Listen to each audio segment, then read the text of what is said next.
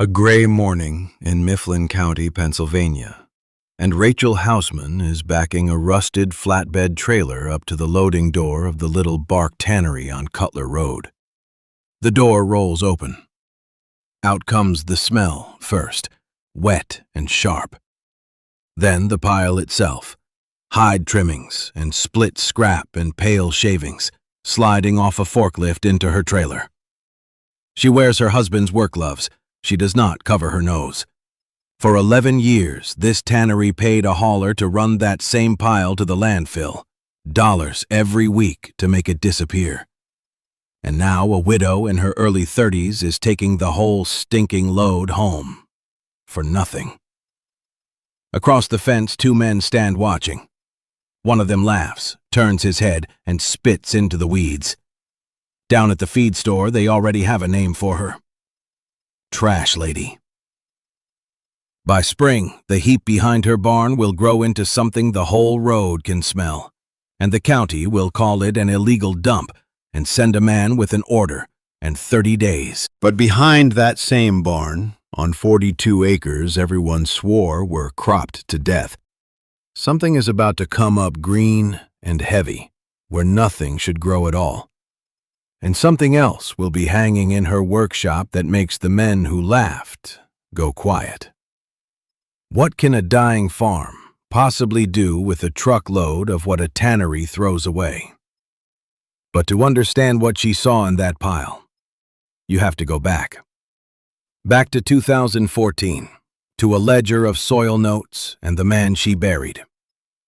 If you have ever been told your idea was worthless, this story is for you. Subscribe and tell us where you are watching from. The winter of 2014 was mild in central Pennsylvania, the ground half frozen and gray under a sky that never quite cleared. Rachel Hausman sat at the kitchen table of the farm on Cutler Road with a coffee gone cold and a bank letter she had read 4 times. Her husband, Daniel Hausman, had been dead 11 weeks. He had worked 42 acres of tomato ground until the ground quit on him, the yields dropping year after year, the soil packed pale and lifeless where the same crop had run too long. Now the payments were hers, and the dirt was hers, and neither one was worth much. On the table beside the letter lay a ledger, black cloth cover worn soft at the corners, kept by Daniel's father, Elias Hausman, across 53 seasons. She turned the pages slowly. Rows of dates, rainfall, seed depth, and in the margins the old man's small remarks. One line she read twice. Ground gives back what you feed it. Feed it nothing, and it stops. Under it, Elias had written a number, the organic matter in the north field, 2%. And then a single word. Starving. Rachel pressed her thumb against that word. Outside, the empty tomato beds lay black and cracked, drained of everything green things need. She had no money for the bagged fertilizer the co-op sold, $40 a bag, and she counted 12 beds. She closed the ledger and looked a long time at nothing. Somewhere down the road, the little tannery ran its bark vats through the cold, and every week a hauler carried its trimmings off to the landfill. She did not know that yet. But the word on the page had already lodged in her. Starving. She wrote it on the back of the bank letter and underlined it once. An April afternoon in 2015. And Rachel Hausman stood inside the little bark tannery on Cutler Road with her hat in her hands. The owner, Curtis Yoder, wiped his palms on his apron and looked at her like she had asked to buy his teeth. She told him she wanted the trimmings, all of it, every week. He said the hauler cost him better than $60 a load, and he would gladly hand her the whole mess for nothing. Then he asked why. She only tapped the ledger under her arm and said she had her reasons. Curtis rubbed the back of his neck and said nobody had ever backed a trailer up for it before. The first load rode home wet and heavy behind her flatbed. pale shavings and split scrap dripping down the road. By June, the heap behind the barn had turned, and the smell reached the fence line, then the mailboxes, then the feed store. That was where it found her. She was counting out seed money at the counter when Wendell Frey, the co-op man, leaned on the register and grinned. "How is the perfume farm, Rachel?" Across from him stood Marlin Stutzman, who milked 80 heads straight across the road from her place. He laughed into his cap. "Trash lady hauling home what a decent man pays to bury." Rachel set her coins down one at a time. She did not raise her voice. She said the ground would tell them who was right, and picked up her receipt. Then, that same evening, she walked out to the reeking pile with a bucket, a trowel, and the ledger open to a blank page, and reached in. A May morning in 2015, and Rachel Hausman knelt at the head of the first tomato bed with a wheelbarrow of pale shavings still wet from the pile. She had waited a month, the ledger open on the barn shelf, to Elias Hausman's line about feeding the ground. Hide was protein, protein was nitrogen, and starving dirt wanted feeding. So she fed it. She spread the raw shavings thick around 40 young plants she had grown on the sill all winter, worked them in with her fingers, and watered the row twice. 4 days later, the row was dying. The leaves curled brown at the edges and hung down like wet paper. She pulled a plant, and the roots came up black and slick. She crushed a handful of the shavings, put it to her tongue, and tasted it. Salt. Under the salt, a chalky bite that dried her mouth. Lime. She sat back on her heels in the dirt and understood too late what she had done. The tannery softened its hides in lime and packed the scrap in salt to hold it, and she had laid both straight against tender roots. Salt pulled the water out of the plants. Lime burned what was left. The nitrogen she wanted was locked inside the collagen, and it would not come loose in 4 days. It would come loose over a season, and only after the salt and the lime were washed away. She wrote it on the blank page in 3 words. Wash it first. Then she counted the loss down the row, plant by dead plant, and the number stopped her cold. 40 seedlings, 1 whole winter of work, gone in 96 hours. A rain-soaked stretch of late summer, 2015, and Rachel Hausman stood in the open lean-to behind the barn, holding a belt she had cut and stitched from the coarse hide scrap. It had gone gray-green with mold, and so had the 20 others hung on the line beside it, and the banknote that came due each month would not wait on a line of ruined belts. 6 weeks of wet had done it. She smelled the sour bloom, ran her thumb across the fur of it, and carried the whole run to the burn pile. 2 months of evening work, thrown down.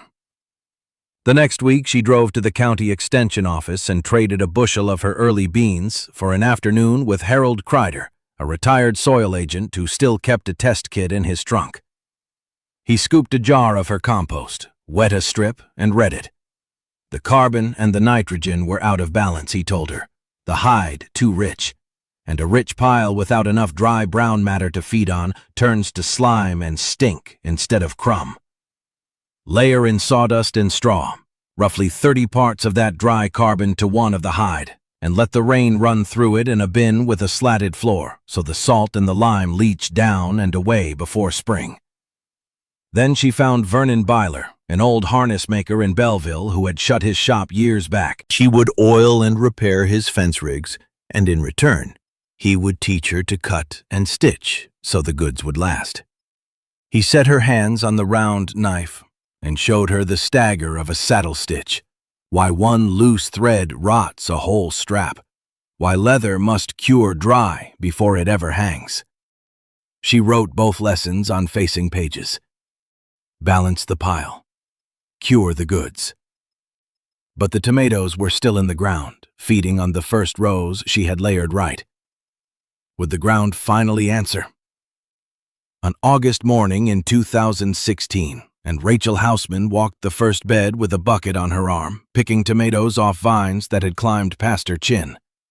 The ground everyone had called finished carried more fruit than she could hold.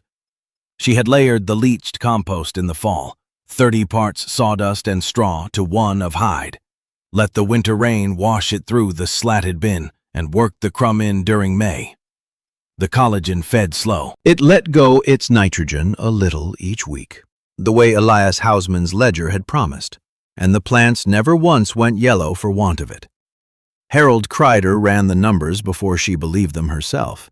He weighed a single row and read the strip. "Your nitrogen is holding all season," he said, turning the jar in the light. "I have not seen this ground do this in 15 years. That Saturday, she loaded the flatbed for the Belleville market.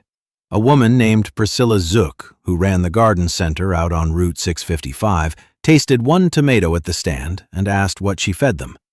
Rachel told her. Priscilla wanted the compost bagged, 40 bags to start, at $4 a bag. Beside the produce hung a rack of aprons and dog collars stamped with Rachel's own mark, cut from the coarse scrap, cured dry the way Vernon Byler had taught.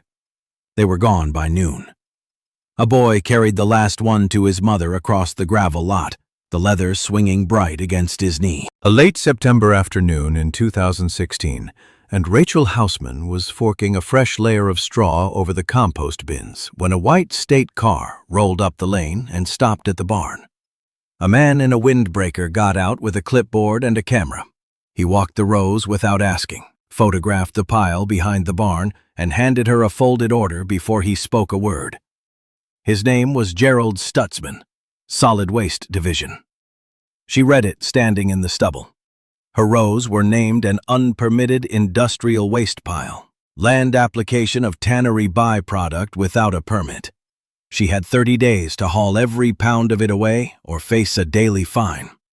He told her plainly that a complaint had come in, and she knew from the careful way he would not name it whose it was. Across the road, the dairyman had watched her trailer come and go for 2 years.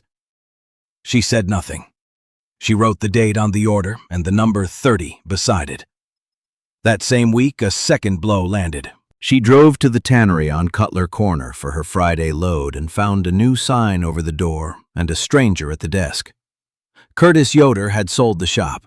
The new owner had already signed the scrap over to a rendering company on a flat monthly fee, and he did not care that a woman with a trailer used to take it for free. The loading door where she had backed in every week was chained. 2 years of proof stood in her rows, and both ends were closing at once. The ground that fed her had 30 days to disappear, and the pile that built it was gone. That night she spread the soil tests across the kitchen table and started sorting them by date.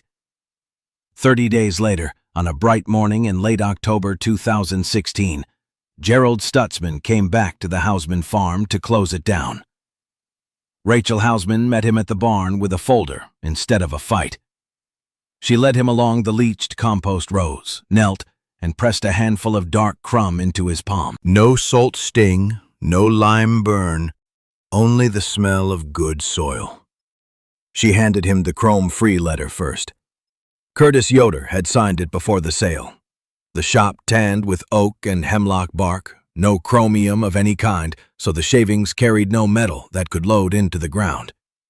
Stutzman had seen chrome-tanned scrap before, the kind that stays poison in the earth for decades. This was the other thing. He turned the letter over twice. Then came Harold Kreider's soil sheets, 2 years of them, stacked by date. Nitrogen holding steady across a whole season, heavy metals below detection. The organic matter on the dead tomato ground had climbed from 2% to nearly 7%. "This is not a waste pile," Stutzman said at last, folding his clipboard shut. "This is a soil program." He walked the rows a second time on his own, slow, reading the tomato canes that had climbed past the wire. Inside the workshop, he stopped at the rack of stamped aprons and the Belleville Garden Center order pinned to the wall. He did not write a fine. He wrote down what she would need to file for a beneficial use permit, and told her the salt and lime leaching was already the hardest part solved. The order to erase her rows turned into a permit she could earn. The first Saturday of November 2016, and the Belleville market lot filled before the tables were set. Word of the tomatoes on dead ground had traveled farmer to farmer all fall, and the line at Rachel Hausman's stand ran past 3 other stalls by 8 o'clock. She sold 40 bags of leached compost in under an hour, $4 each, and the stamped aprons and dog collars went off the rack faster than her hands could rehang them.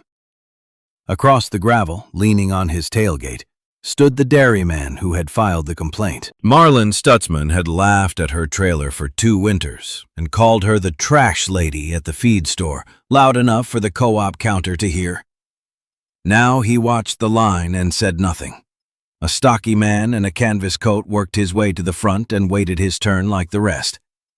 He was the new tannery owner from Cutler Corner, the one who had chained the loading door. He set a bag of compost down and put out his hand. "I ran the numbers on the rendering fee," Wendell Byler said. "You were hauling that scrap for nothing and turning it into this. I would rather sell it to you than pay a truck to take it off." Rachel wiped her hands on her apron and did not smile too quick. She named a price by the load, low, and he took it. The supply that had been cut off in September came back at a handshake over a folding table. Marlon Stutzman pushed off his tailgate and crossed the lot slow, stopping at the edge of her stand. He picked up 1 tomato, turned it in his fingers, and looked at the ground he had reported to the state. What was there left for him to say? A quiet evening in December 2016, and Rachel Hausman stood alone in her workshop with a wood stove ticking in the corner and the smell of oiled leather in the cold air. She hung the last apron on the rack, then reached up and set her stamp against the wall beam where the tannery scrap now hung in finished rows of belts and dog collars. Hausman ground, it read, cut into a strip of hide she had tanned and sewn herself. She pressed it into the wood and let it stay. Through the window she could see the 42 acres that once grew nothing worth picking. The dead tomato ground carried 7% organic matter now, up from 2%. And it had fed a heavy crop on nitrogen that leaked out of composted hide across a whole season. She opened Elias Hausman's ledger, the one Daniel's father had kept for 53 years, and wrote the winter numbers under his old hand.